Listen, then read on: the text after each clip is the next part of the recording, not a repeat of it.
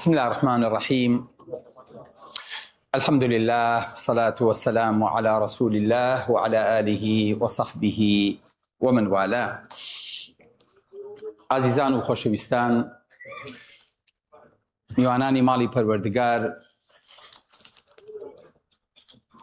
بینەران و بیسەران لە هەر شوێنێک هەن، ئەوانەی کە بەڵایف لەگەڵمانان، السلام عليكم ورحمة الله وبركاته. لخدمتي حوار إبراهيمين. إبراهيم أم جاريان دواي در بدر كردنو، دواي بيبش كردنو، دواي بيبريبونو، دواي هرشا كردن برجم كردنو، دواي بيكذبونو بيلانبوني كيتر هموشتێکی لەدەست چوو، هەر باوکی بەدەستەوە مابوو، باوکیشی وعد بوو بەربارانی کە و کەمترین شتێکە بەرامبەری کردی ئەوە بوو کە پشتی لێ هەڵکرد و وتی جارێکی تر نەخەڵە تابی پێم بڵێ تۆ باوە، من باوکی تۆ نیم، تەبەڕای لێ کرد. کردوتەنی ئیبراهیم دەستی لە بنی هەمانەکەوە دەرچوو.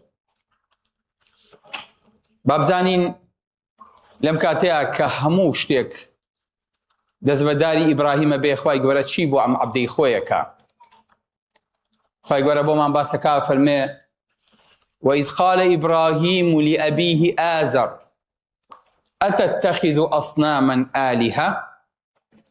إبراهيم أبوایە دوای ئەم هەڕەشە و گوڕەشەیە پاشەکشەی کردایە، بەڵام نەخێر ئیسە وردە وردە ئیبراهیم ئەکەوێتە خۆناغی ئەوەی کە ئەوان تونێکن ئەمیش تونێکە، ئەوان هێرشەکەن ئەم بێدەنگ نابێ.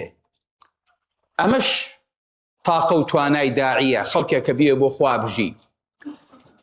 پێیان ئەڵێ وإذ قال إبراهيم لأبيه آزر، ئەم جارە ناوی نابە.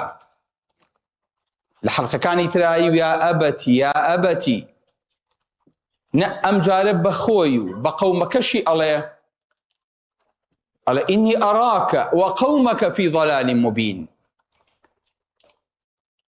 إبراهيم فرميت أتتخذ أصناما آلهة، آياتو بدأكي بخوا بدسي خود أيتاشي من خوت قومك شيء أبينم لقمرائيان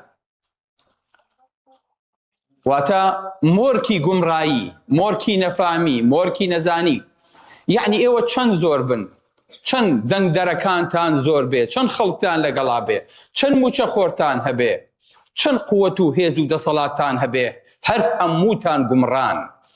ئینی ئەراکە وەقەومەک فی ضەلالی مبین، خۆشت و قەومەکەشت هەمووتان گومڕان.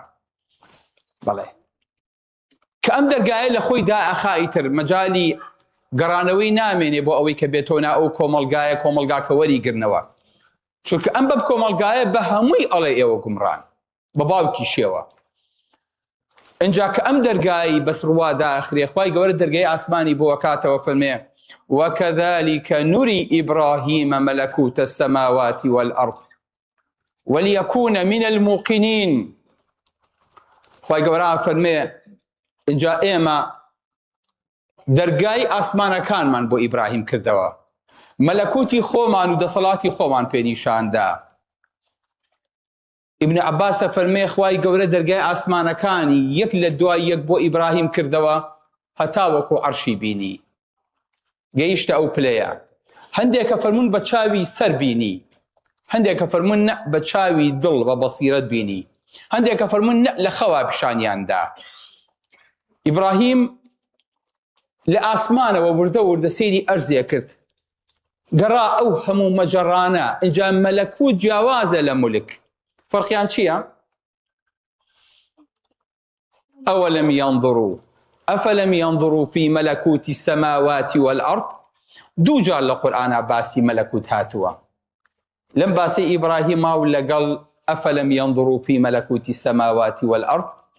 مڵک ئەوەیە کە خوای گەورە هەیەتی و لە پێش چاوی هەمووانە و ئەیدا بە عەبدەکانی و ئەیدا بە غەیری عەبدەکانیشی، ئەی بەخشێ دوای لێشان وەرەگرێتەوە.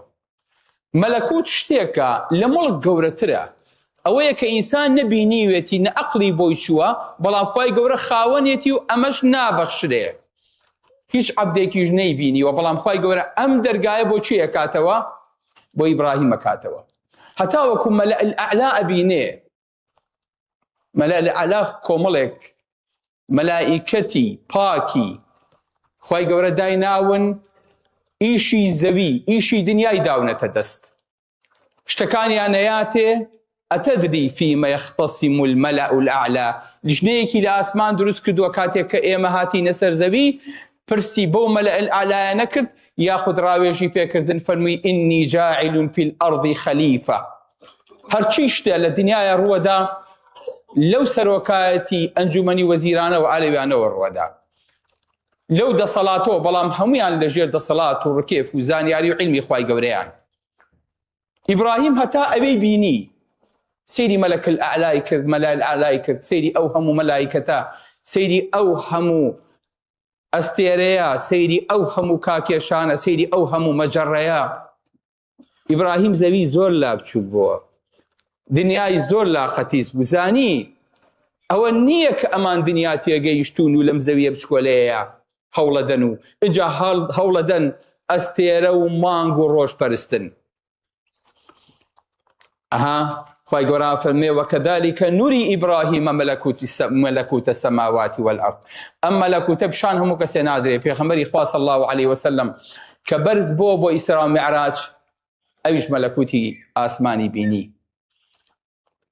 بۆیە کاتێک پێغەمبەری خوا صلی الله عليه وسلم مامی نەما دیفاعی لێ بکە، خەدیجەی لە پشت نەما، لە عام الحزنە خوای گەورە بەرزی کردەوە بۆ ئاسمان بۆی کە دڵی باتەوە بڵێ محەممەد تۆ خەفەت لە چییە خۆیت؟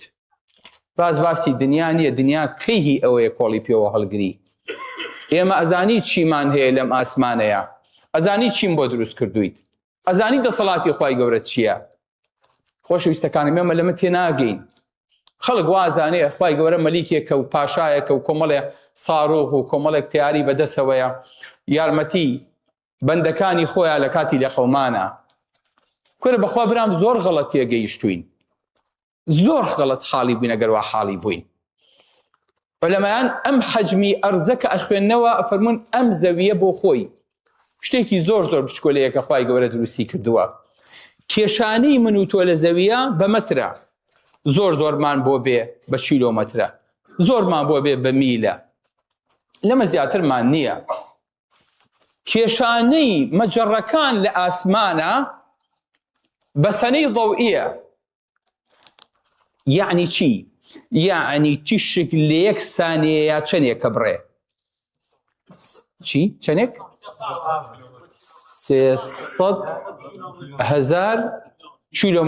300,000 کیلۆمتر ئەبڕێ لە یەک سەعاتە؟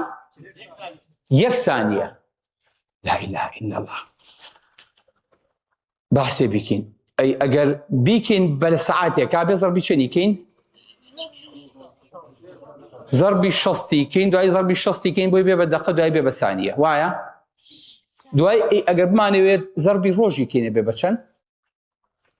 یعنی ئەو تیشکە لە یەک ڕۆژا چەندە بڕێ بێ زەربی 24 کەین. ئێگە بمانەوێت زەربی ساڵی کەین 365. تیشک لە یەک ساڵە 9.4 تریلیۆن کیلۆمەترە بڕێ.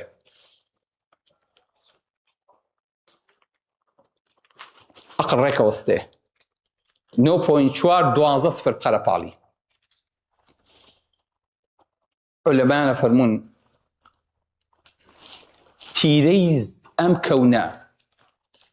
ئەم کەونە لەم سەر بۆ ئەو سەری کە بەردەوامیش لە فراوان بوونایە 93 ملیار ساڵی تیشکیە. یعنی 93 ساڵ، 93 ملیار ساڵ کە ئەگەر ئادەم زیینوو بێتەوە لەو سەردەمەی ئادەم هەبووە هەتا وەکو ئەو ڕۆژەی دنیا ئاخرە بێ، تیشک بڕوا لەم سەری کەون بۆ ئەو سەری کەون ناگاتە ئاخیرەکی.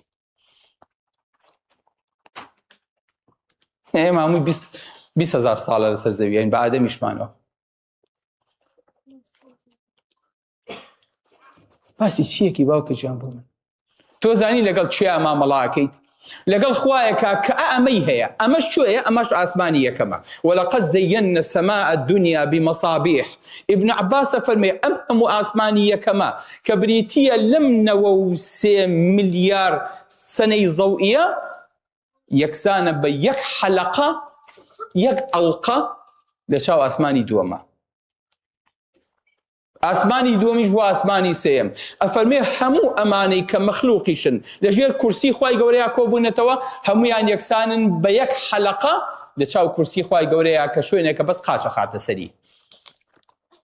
کورسیش لە چاو ئەرشی پەروەردگارە یەکسانە بە حەلەقەیەک لە ناو سەحرایەکی گەورەیە.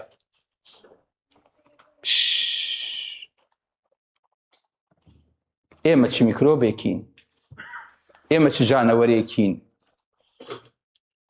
خۆشەویستەکەم وەڵڵاهی لەژێر هیچ میکرۆسکۆپێکا نابینرێن ئێمە. ئەو نەبچکۆلەین. خوای گەورە دی ئەمە پیشانی ئیبراهیمەدا. فەرمێ وەکەذالک نوری ئیبراهیمە مەلەکوتە السەماوات وەڵئەرض. ئێمە ئەمەمان پیشانی ئیبراهیمدا. وەلیەکونە من الموقینین، بۆ ئەوەی کە دڵیشی ئارام بێ. کەسی نەما بەڵام خوای هەیە. خوایەکیش بەم عەزەبەتە. جا هەرەوە نییە بڵێ ئیبراهیم هەموو خەبەری پێبا. نا، شانی شەیە. تۆیەکێ پێتەڵێن لە گەڕاجەکەیە سیارەیەک هەیە. باوەڕی پێیەکی بەڵێ وەنیە؟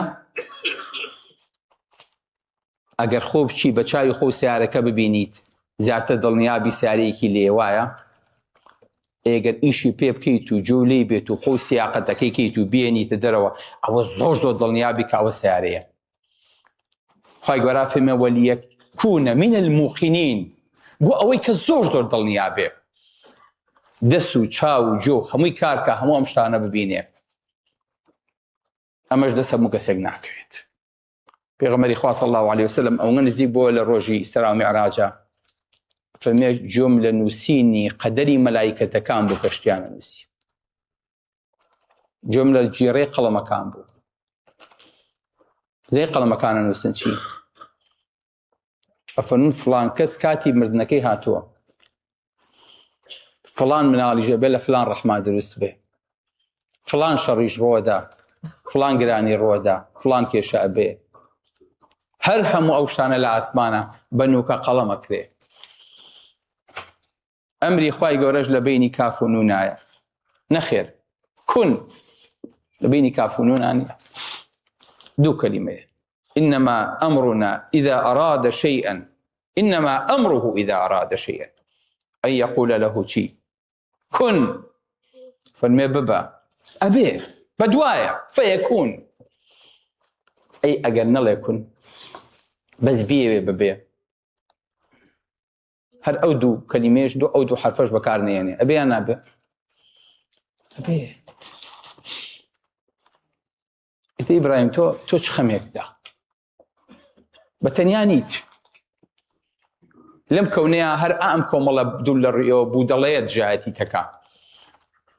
ئەژنا تۆ لە ئاسمان ڕەقەمیت، تۆ لە ئاسمان لە ئێمە زۆر گەورەیت. ئەگەر هەموو زەوی پشتیان تێکردویت ئێمە لەگەڵتان لە ئاسمان. فلما جن عليه، اینجا ئیبراهیم ئێوێ تاقیکردنەوەیە بکا لەبەر چاوی ئەم قەومە بۆی کە تێیان گەیەنێ، بۆی کە فێریان کە کە ئەم خوایانەی کە ئەمانەی پەرستن لە ئەستێرە و لە مانگ و لە ڕۆژ ئەمانە هیچیان خوانین. فلما جن عليه الليل، کاتێک تاریکی باڵی کێشا بەسەر دنیاە، ئیبراهیم ئەستێرەیەکی دۆزیەوە کە ئەیان پەرست. ئەستێری چی بوو؟ ڕائا کەوکەبە. ئەستێرەکە پێیانەوە چی؟ زوهرەوە نییە؟ چێزانێ زوهرەکەی کە دەرەکەوێ؟ ئەوانەی قەدیمن و ئەگان لە ئەستێرەکانە لە دەم و ئێوارەیە سەعاتێک ڕۆژ ئاوابوونی بمێنێ لە پشت مانگەوە دەرەکەوێ. ئەوە نزیکترین ئەستێرەیە لە زەویەوە. پێوترێ ئەستێری ڤینۆس، واتە ڕۆمانەکان پێیانەوت یاخود ئەغریقیەکان پێیانەوت خوای جوانی و خۆشەویستی. ئێستاشی لەگەڵا بێ ڤینۆز یعنی ئەوە چێ دۆزیەوە؟ ئەم بابلیانەی کە ئیبراهیم تیانە ئەژیا 3000 ساڵ پێش زاین 6 دانە ئەستێرەیان دۆزیەوە لە مەجموعەی شەمسی کە یەکێکیان ئەم ڤینۆسە بوو. چەندێکە خایانێت مانەوەکەی لەسەر زەویە؟ چەندێکە بێندێ 1 سەعات. پێش ڕۆژ ئاوابوون دەرەکەوێت، سەعاتێکیش دوای خۆرهەڵاتن دەرەکەوێت. واتە پێوتری ئەستێرەی خۆرهەڵاتن و خۆرئاوابوون 1 سەعاتە تەمەنەکەی. ئیبراهیم زانی ئەمانە ئەو ئەستێرەیە ئەپەرستن و کڕنۆشی بۆ ئەبەن و کردویانە بەخوای خۆیان، وتی فەرموو بابێن ئێمە تاقیکردنەوەی بکەین بزانین. ئێوە ناڵێن ئەمە خوایە، بەڵێ ڕاکەوکەبە. قال هذا ربي، وتی ئەوە خوای منە. سەیری پەنجەی ئیبراهیم کەن. ئیبراهیم پەنجە بۆ چۆ درێژەکە بۆ ئاسمان، ئەفەرمێ هذا ربي، ئەوە خوای منە. بەڵام زۆری نەبر، سەعاتێکی خایان ئاوا بوو نەما. قال لا أحب الآفلين، وتی من شتێک ئاوا بێ خۆشم ناوێ. واتە عەبد و خواکەی ئەبێ خۆشەویستیان لەبێ نابێ، کە شتێ ئاوا بێ بە کەڵکی خوایەتی نایە. من بە تەمام ئەم خوایە ئاگای لێم بێ، بمپارێزێ، ڕزقم بە، مناڵم باتێ، ڕۆزیم بات. خوایە کە ئاوا بێ بە کەڵکی خوایەتی نایەت. قال لا أحب الآفلين. إبراهيم كزانيت إيجادي قد بن كلمة كان إبراهيم شن علمية. فلما أفل يعني شي؟ يعني ونبو، يعني اشتيق ونبي لبشتي اشتيكي تروى، أو بيوتي أفل يعني نك ديار نما، نك نما ما بو، بلام لبشت ڕۆژەوە ون بوو. لە پشت بوونی ڕۆژەوە کۆتایی پێهات. ڤینۆزەوەی کەی بینین زۆرە وەرە خۆ نزیکە، هەر نزیکترین ئەستێرە لە زەویەوە ئەوەیە، هەر ئاوا دەست بەرە لەوانەیە دەستمان بیکاتێ. مەجموعەی شەمسی ئەو خۆرە گەورەی کەی بینین بەچکەکەی چییە کە لێوە نزیکە؟ ئەتاردا. دووەم بەچکەی چییە؟ چییە؟ زۆرەیە. سێم ئەستێری چییە؟ خەوانی. ئەوان مانگیان نییە، چکە خۆیان بچکۆلن. ئەتار پێ وترێ کچی بچووکی ڕۆژ، بە دەوری ڕۆژە سوڕێتەوە. بە زوهرەش بە ڤینۆسیش ئەوترێ دوانەکەی زەوی، زۆر لە زەویە چێ. بەڵام ئەو بێعەقڵانەی کە دوور لە ڕیت و ئەمە ئەپەرستن تا ئێستاشی لەگەڵا بێ کە خەڵکێکی سابی ئەهەیە لە عێراقا ئەم ئەستێرەیە پەرستن.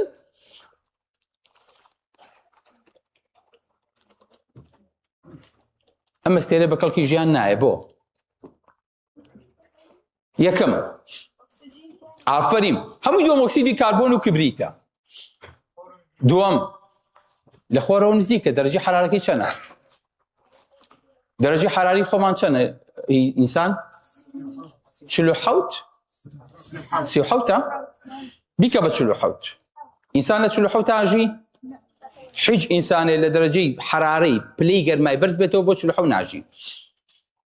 ئەو 470 پلەی سەدیە، بۆیە هەڵمی شتیان ناژی. دەرەجەی حرارەکەی هی ئەوەیە قورقوشمەکا بە ئاو ئەیتوێنێتەوە. ئەنجا قوربان جان بایەکی هەیە سورعەی باکەی لە شەو ڕۆژە چەندێکە؟ 360 کیلۆمەترە لە 1 سەعاتە. واتە هیچ سەیارەیەکی سەریع نایگرێتەوە، لەبەریشی تیاناژی. بەس خوا هەڵناگری ئەگەر ئێمە تیا بژیانە، ئێمە وەکو کورد بۆ ئێمە زۆر باش بوو. چی ئەزانێ بۆ؟ چی ئەزانێ بۆ؟ ڕۆژێ لەسەر زۆرە چەند ئینە؟ چەند سەعاتە؟ ڕۆژ لای خۆمان چەند سەعاتە؟ ئافەرین 24 سەعاتە.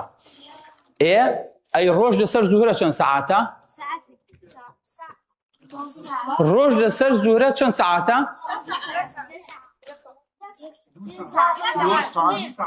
نزیکترە لە خۆرەوە. 245 ڕۆژە. بەخوا بۆم ئاژدان باشە. 245 ساعات 245 ڕۆژ دنیا سوڕێ و کرێکار ئیشەکە هێشتا یەک ڕۆژی تەواو کردووە، یەک ڕۆژ. جارە مانگ ئاوا بەسەر بەرە، بەس خوا هەڵ ناگرێ ساڵەکەی کورتترە لە ڕۆژەکەی. ساڵەکەی چەند ڕۆژە؟ ساڵەکەی 225 ڕۆژە. وڵای بەکەڵکی ئێمە نایە، بەس بەگەر بۆ کورد باشە بخوا، بۆ معاشدانەکەی خوا هەڵ ناگرێ یەکاو یەکەم. فلما رأى كوكبا قال هذا ربي فلما أفل قال لا أحب الآفلين. خوايك كأوابي بكلكي خواتي نايت، خوايك أوابي أقايدي من نبي بمري خواردني بيوي نخوش كوي، أما بكلكي خواتي نايت. من خواي وام خوش ناوي، من خوا أبي خوشم بي خوشي بي. فلما رأى القمر بازغا قومك باوكي من ئێستا گەیشتنە و قەناعەتەی کە ئەم ئەستێرەیە کە جەنابتان هەڵتان بژاردبوو ناوتان نابوو خوا بەکەڵکی خوایەتی نایە. کەسێ عاریز بە باوەجان ئەوەی کە ئەڵێ ئەم ڤینۆسە ئەم زوهرەیە بەکەڵکی خوایەتیە با دەست بەرز کاتەوە، بەعەمەلی سەرما بەکەڵک نایە. با خوایەکی تر هەڵبژێردن کە هەر ئەیپەرستن بەڵام تۆزێکی تر بەرگە بگرێ. لە کاتێکا مانگ بوو بە 14 لە شەوێکە ئیبراهیم مانگی بینی و خەڵکی کۆ کردەوە فەرمی هذا ربی. جەماعەت برایان خەڵکینە ڕەحمەتی خواتان لێبێ، ئەوە خوای ئێمێ، ئەوە خوای منە.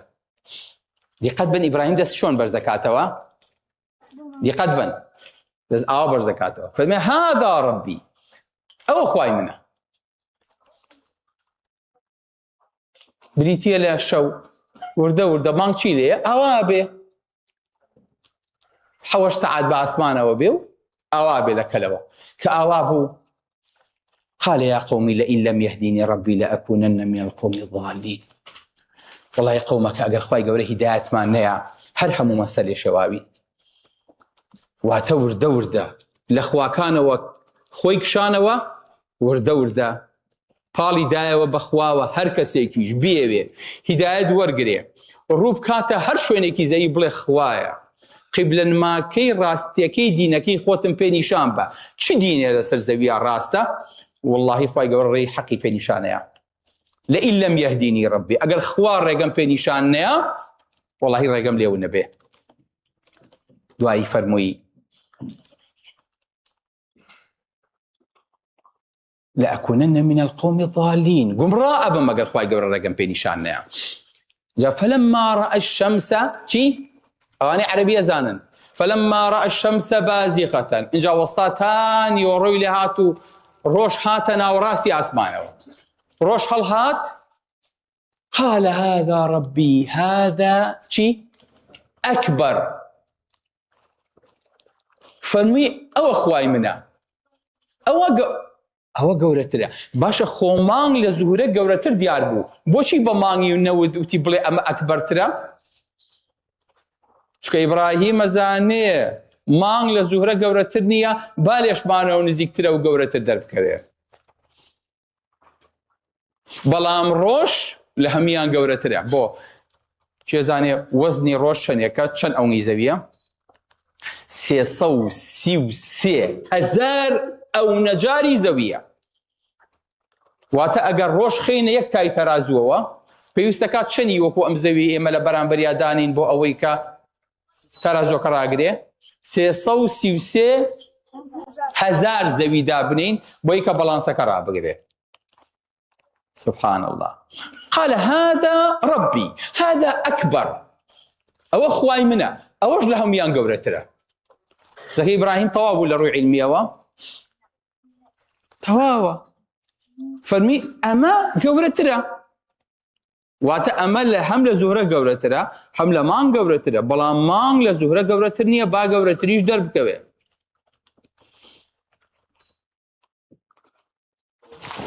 باشە ڕۆژ لە عەرەبیە مؤنەسە یان مذەکەرە؟ فلما رأى الشمس بازغة، مؤنثة أو مذكرة؟ مؤنثة. أي فرمي شي؟ فرمي هذه ربي. ونبو وابو نابي بلي هذه ربي بابا جنب ألم روجي بيني كروجي بيني دسي بو برز كدو فرمي فلما رأى الشمس بازغة مؤنثة فرمي هذه ربي. وابو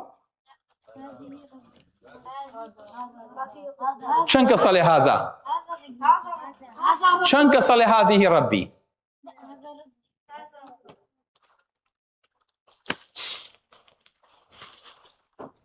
خاصيني كي القرآن كم زان هذيان هذه والله يقسكي ايه ودش والله هذايا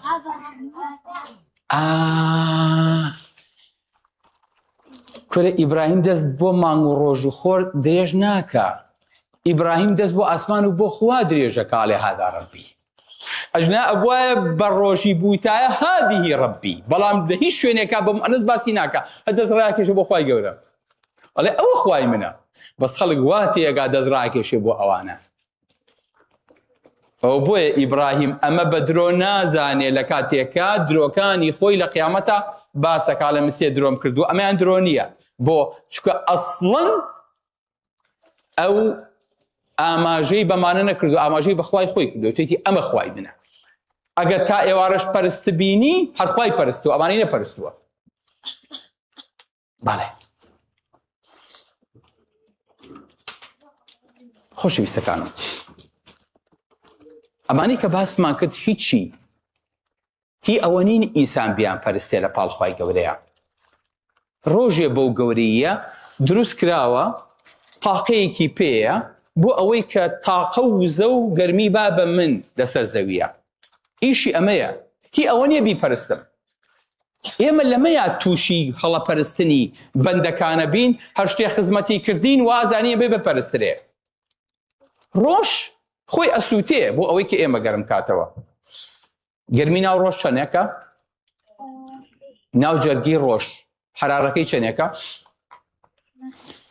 16 ملیۆن دەرەجەی سەدیە. 16 ملیۆن پلەی سەدیە. ڕۆژ کە ئەیەوێت بجوڵێ خۆشی بە دەوری خۆیان ئەسوڕێتەوە لە 24 سەعات کەمتر. واتە ئەویش ئەجوڵێ ئەویش ئەسوڕێ ئەویش عەبدێکە وەکو من ئەویش هەموو جارێک کە ئاوا بێ ئیزن وەرەگرێ سوژدەیە کە با خوای گەورە فەرمێ بەردەوام بە هەتا ئەو ڕۆژەی کە قیامەت دێ فەرمێ بۆستە ئینجا لە ڕۆژ ئاواوە هەڵدێت و قیامەت بەسەر ئێمەیا دێ. ئیتر ئەو ڕۆژەیە کە تۆ بە وەرناگیرێ. بۆیە ڕۆژیش هەر وەکو ئێمە ئینی ڕەئەیت ئەحەد عەشەرە چی؟ كوكبا چیتر؟ والشمس والقمر رأيتهم لي ساجدين. مجموعي شمسية چەندێکن؟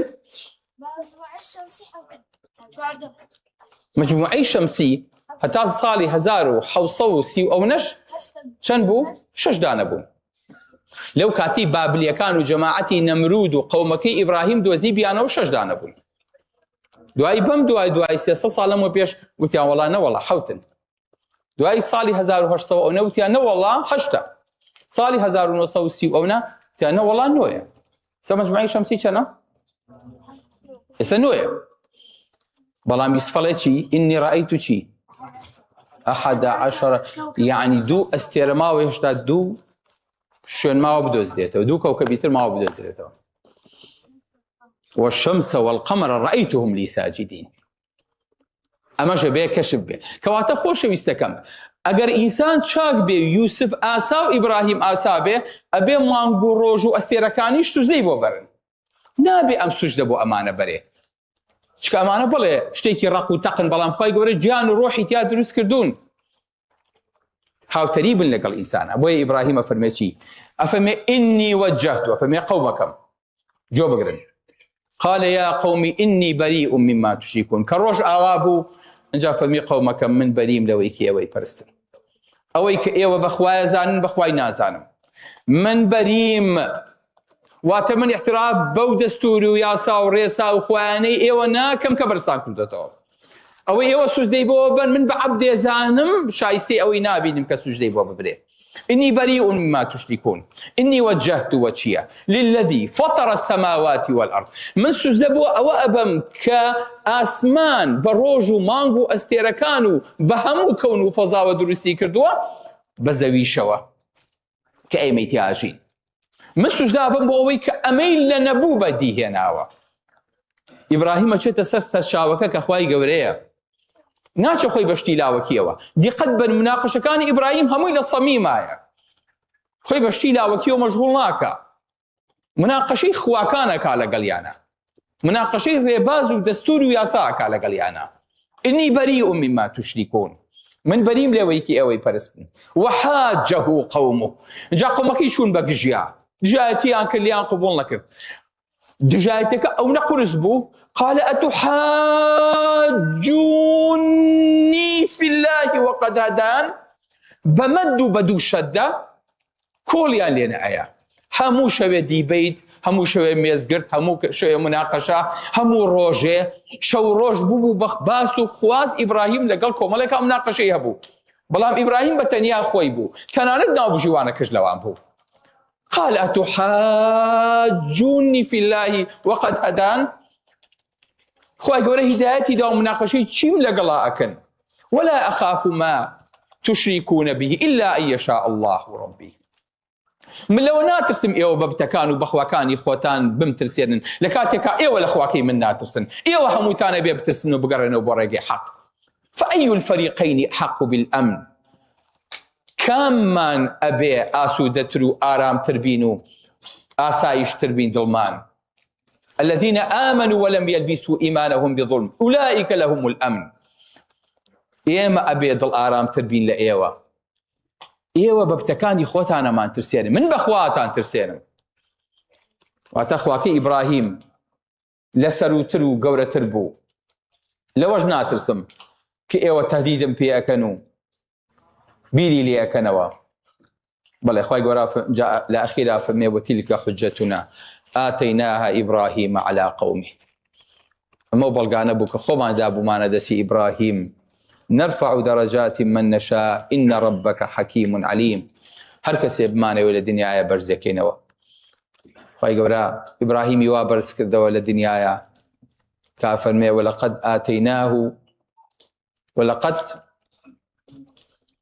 كباسي إبراهيم كا فمي وآتيناه في الدنيا حسنة وإنه في الآخرة لمن الصالحين هل دنيايا طول ما بكر دوا هل دنيايا حق ما بكر دوا بو خوش ويستقم أمانة بيمان الله إبراهيم لحوارك يا لم ناقشك يا لقل قومك يا أم جار سواري شبولكي أوام بو قصي لقلا كردن بزماني خويان گەیشتینە ئەو قەناعەتەی هەموو ئەوانەی کە ئێوە ئەیپەرستن ئەمانە شتی ئاوابوون شتی کۆتایی هاتوون شتی مردوون شتێک ئەمرن شتێک نەخۆشەکەون شتێک لە ناوەچن ئەمانە بە کەڵکی خوایەتی نایەن خوای ئەمانە ئەبێ خوای ئێمە بێ بۆیە مناقەشەکەی ئیبراهیم ئالێرانەیە کەیتر هیچ بەڵگەیەکی پێ نەهێشتن ئالێرانەیە ئەوەی کە عەقڵی لەسەرا بێ ئەوەی کە تێبگات ئەزانێت إبراهيم زور دوورتر لەوە ئەڕوانێک کە ئەمان سەیرەکەن ئەمان بەرپی خۆیان نابینن بەڵام ئیبراهیم خوای گەورە دەرگای مەلەکوت و ئەرز و ئاسمانی بۆ کردەوە بۆی کە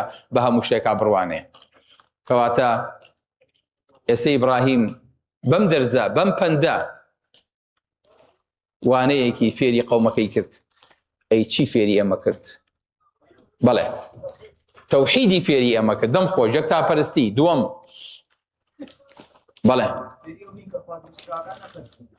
فێری ئەوە بووین کە هیچ شتێک خۆی دروستکراو بێ بە کەڵکی پەرستش نایە دەم خۆش بەڵێ جیاوازی نێوان خالق و مەخلوق بریتیە لە جیاوازی ئاسمان و ڕێسمان ئەرز و ئاسمان بەڵێ جوانە جان قەت بە تەنیا نابین دەم خۆش هەر کەسێ لەگەڵ خوای گەورەیە بێ قەت بە تەنیا نابێ بەڵێ بەڵێ جان ها نەربوون بەخوای ئیبراهیم لەما تۆزێکین بوو تۆزێ دەستی تون کردبوو جێڕێکی فەرق کردبوو ئەوە جاری پێشوو بوو نەربوونیان بوو لەگەڵیانە چکە بیدایەت بوو قسەی بۆ نەکردبوون بەڵام ئیتر شەو ڕۆژ ئیبراهیم لەگەڵیانە خەریک بوو ئیقامەی حوجەی لەسەر کردبوون ناچار ئەمان تەزعیدیان کرد نابێ ئیبراهیم بە زەعیفی دەرکەوێ مشکلی ئێمە لە دەعوەیە ئەوەیە کە هەر شتێک باسکەین ئەوە هینێکشمان بۆ ناردووە بۆ دادگا بیگرن هەڕەشەیەکشمان بۆ ناردووە فیشەکێکشمان بۆ کردو دەزەرفێکەوە بۆمان ناردووە ئیتر چینەوە قاوغێکی خۆم بخوا دعوە ئاوا ناکرێ دعوە ئیبراهیم ئاسا ئەکرێ تۆ هەڕەشەکە و من هەڕەشاکەم تۆ تەزعیدکە و من تەزعیدەکەم تۆ مناقشەکە و مناقشاکەم ئەمە لە حیوار دەرەچێ واتە ئیبراهیم حتا ئەوان دەستیان تو نەکرد ئەمیش دەستی تو نەکرد لەگەڵیانە بەڕاستی دعوە بەم پیاوانە ئەکرێ ئەم جارە لە مؤتەمەرێکی غەزەیە لە تورکیا لە ئەستەمبول پیاوێک هاتبوو بۆ مؤتەمەرەکە نزیکی تەمەنی 59 ساڵ بوو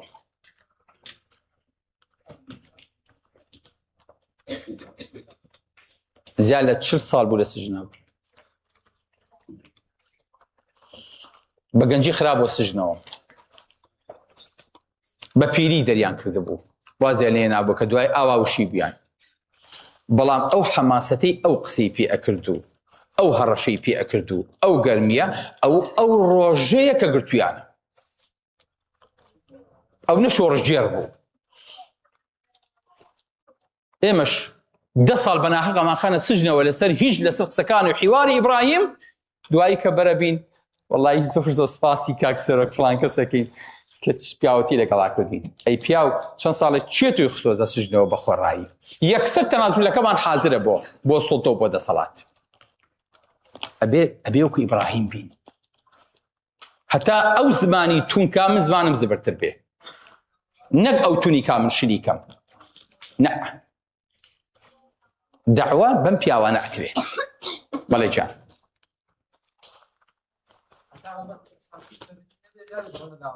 دەم خۆش ئەبێ لەسەر تەوەرە ئەساسیەکان ئیشکەین نابێ بچی لە شیلاوەکیەوە دەم خۆش بڵێ بەکارهێنانی عەقڵ و لۆجیک و تەدریج هەنگاو بە هەنگاو لەگەڵ یان ناڕۆی بە لۆجیک و بە عەقڵ هەتا وەکو خوای گەوری پێناساندن بەڵێ کۆڵەدان لە ڕێگەی ڕاست بارەکە الله فیک گەورەیەتی دەسەڵاتی خوای گەورە بەڵێ بەکارهێنانی هەست و سۆز و هەڕەشە و گوڕەشە و حیوار و عەقڵ و مەنتیق و وەحی هەمووی ئیبراهیم هەمی بە قۆناغبەندی بەکارهێنا یەک کۆمنتی تر وەرەگرین بەڵێ جان پێویستە دەم خۆش پێویستە لە خەمی قەومەکە تابیت پێویستە لە خۆیان بۆ خۆیان دڵسۆزتر بی ئینشەڵا سبەینێ چینە خزمەتی ئەوەی کە ئیبراهیم حیوارەکانی چۆن بەردەوامە بێ و ئەم جارە چی لەگەڵ قەومەکەیاکە سەلام عەلەیکم وەڕەحمەتوڵڵاهی وەبەرەکاتوه